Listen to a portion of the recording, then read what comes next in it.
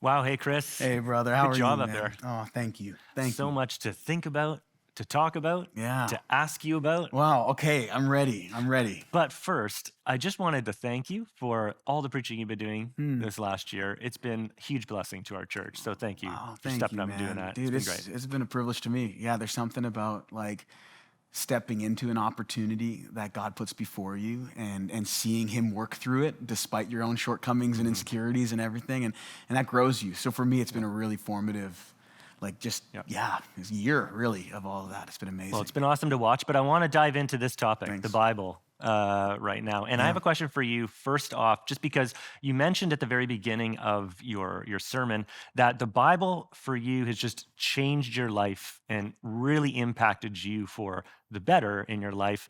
So I want you to unpack that a bit. Tell us Mhm. a little bit more about that. How has the Bible done that for you? Yeah.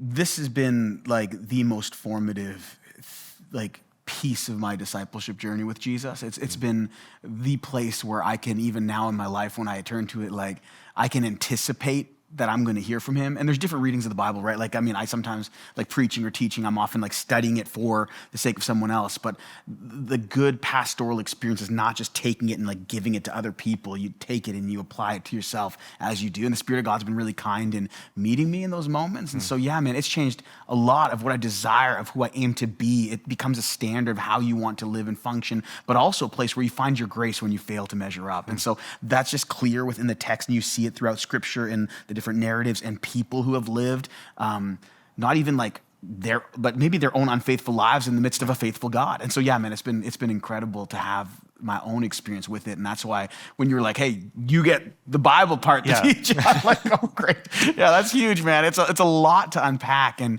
that's why I'm thankful we have so much more time in like the workshop and everything else that we have set up for people to actually engage with. Yeah.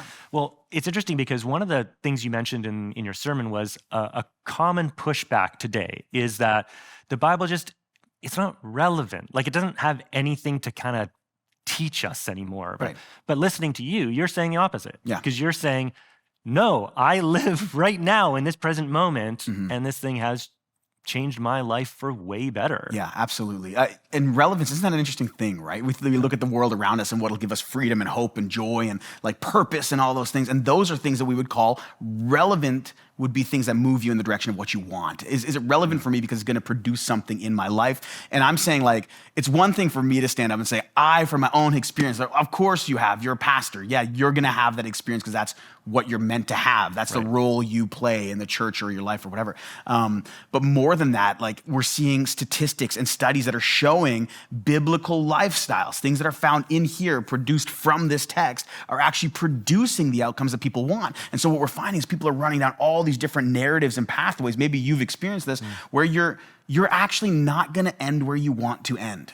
The things that you think are going to bring you freedom aren't. What is tried and true and statistically proven is that biblical lifestyles with a biblical worldview applied into your life and a faith in Jesus is going to produce things, and not just like psychological hope, but those things produce even physical health. They produce a greater depth of relationship. They produce greater things like greater sex lives and greater fulfillment in your life and greater generosity and all these things that we would aspire to have.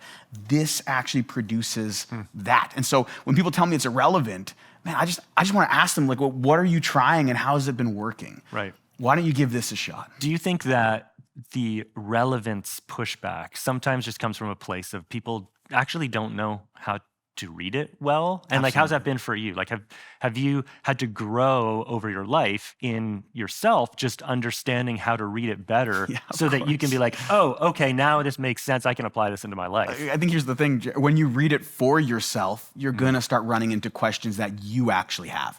I think a lot of people in and outside of the church engage with the Bible through a secondary lens. It's secondhand Bible experience or knowledge or wording. So they hear it through somebody else's experience. They hear it through what somebody else read. They have scripture read to them, but they're never engaging with it themselves. And I think what happens then is they pick up along the way all of the other people's biases and experiences that they have, so they don't get a full engagement with the Bible. And that's what creates this Bible illiteracy that we see. And so the tensions that come from irrelevance sometimes come from our inability to interpret the text properly because we're actually interpreting somebody else's interpretation of the Right. text, and we're missing all the other social nuances happening around it. And that's why even like when you engage with the Bible, it's so important to have the context of the thing, who it was written to, why it was written, what was taking place, what kind of literature is it, because that will just inform your thought process as you engage with it in a way that could actually apply to change your life. Yeah, I always find it a funny pushback when it's like, oh, it was written so long ago, so it can't be relevant to me. It's Of course. Like so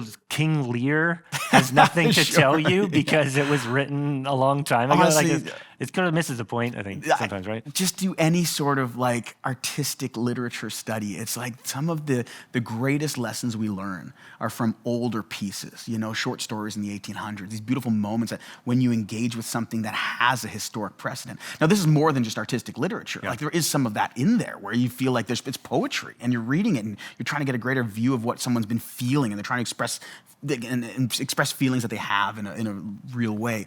So I would just suggest that, if you're going to engage, with the text, see it, of course, as a historical thing, but don't look to it as something you can't learn from. I think that's a big fallacy people fall into, where I know everything from TikTok or Instagram because I have high access and I can Google whatever I want. I can get on Wikipedia, which has a great, rate of accuracy to things. I can go on, chat bots and like type things in and get feedback. They can write sermons and things for me now. It's crazy, but it's like, are they true? And that's actually what we're finding, is that they don't always come across as helpful or true.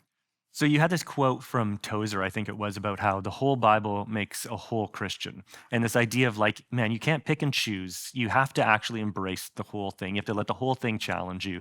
The whole story has to tell you the story. Just maybe briefly, what has that approach done for your life? Like, how has it pushed you, or like, I now have to do certain things in my life because I can't ignore it because it's part of the biblical story? I mean, it makes you come to terms with the messiness of people in the Bible. It makes you have to engage with things in a new way and actually look for wisdom and God's character throughout the Bible. It allows me not to cherry pick things that I'm okay and easy with and keep other comforts in my life that I'd like to. Like some of us, we just have desires that we hope this will produce, and that's fine. But there's also going to be tensions produced from engaging with it. Yeah. And we run the risk of only cherry picking the things that we feel fit into our lifestyle and being formed by our culture and then informing our Bible reading from it, rather than, and I did the silly thing where I put the Bible on my head and like, up there, and like I was hoping comms won't use that picture because it's goofy, but I hope it's helpful, because the point of it is to actually say, and what Tozer's trying to get at is there's value. This is like 2 Timothy 3:16. It's like there's all of Scripture is profitable. Everything in these pages is intentional. And my hope was to kind of show that if you're like a New Testament Christian, meaning like that's all you ever get into and read, because when you get in the Old Testament, maybe you don't understand it. Maybe it's hard to apply into your lives. You read some of the old stories that make you uncomfortable.